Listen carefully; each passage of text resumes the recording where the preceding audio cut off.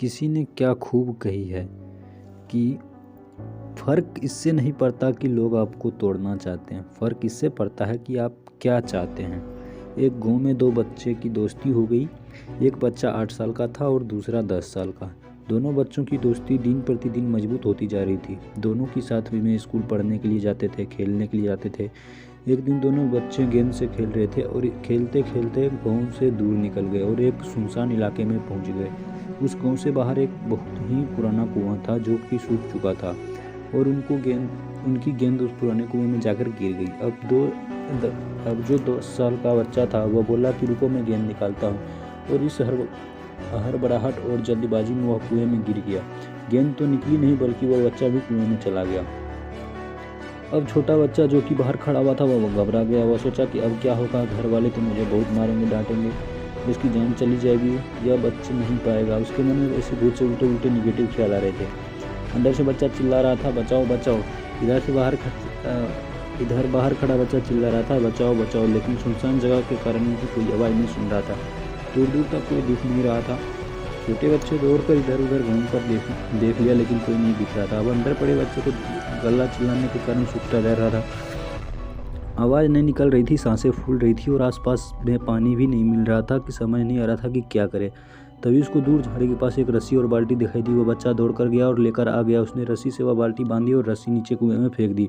उस 10 साल के लड़के से कहने लगा कि आ जाओ ऊपर, मैं तुम्हें खींचता हूँ। अंदर पड़ा लड़का कहने लगा कि पागल तो नहीं हो गए हो, तुम भी गिर जाओगे और मुझे भी नहीं खींच सकते, ये नहीं हो सकता।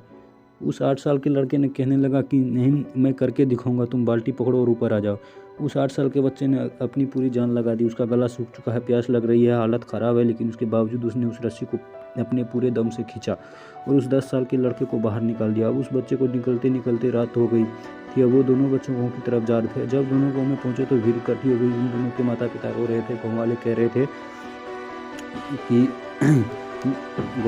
थे कि बच्चे मिल जाएंगे, बच्चे मिल जाएंगे, लेकिन मिले कहीं नहीं। तो सब परेशान थे। इन दोनों बच्चों को जब गाँव की तरफ आते हुए देखा तो लोग खुश हो गए कि मिल गए दोनों बच्चे। अब लोग दोनों बच्चे से पूछने लगे कि कहाँ गए थे। इन बच्चों को समझ नहीं आ रहा था कि क्या क्या बोले, क्या सोचे। सच बोले तो मार पड़ेगी, इतनी दूर चले गए, कुएं में गिर गए, और अगर झूठ बोले तो क्या बहाना। हमारे दिमाग काम नहीं कर रहा था। इसी हालत और दिन भर से परेशान हुए थे।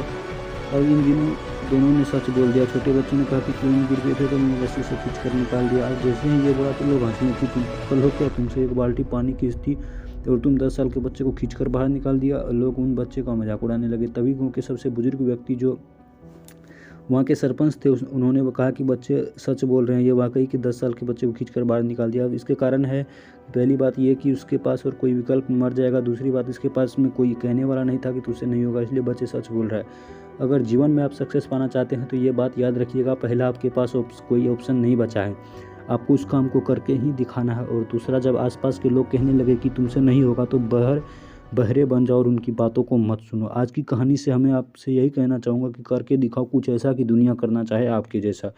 दोस्तों, मेरा नाम है पप्पू कुमार, प्रभाकर पप्पू ब्लॉग्स में आपका आने के लिए धन्यवाद। दोस्तों, अगर यह कहानी आपको अच्छी लगी होगी तो प्लीज़ चैनल को सब्सक्राइब कीजिएगा, वीडियो को लाइक कीजिएगा और ज़रूर उस दोस्तों के साथ शेयर कीजिएगा। तो लोग ये सोचते हैं कि ये मेरे बारे में वो क्या सोचेंगे। दोस्तों, जीवन में कुछ करो, लोग क्या सोचेंगे ये सोचना बंद करो। लोग क्या सोचेंगे ये भी अगर आप ही सोचोगे तो फिर लोग क्या सोचेगा। धन्यवाद दोस्तों, मिलते हैं अगली कहानी में, तब तक के लिए बाय बाय।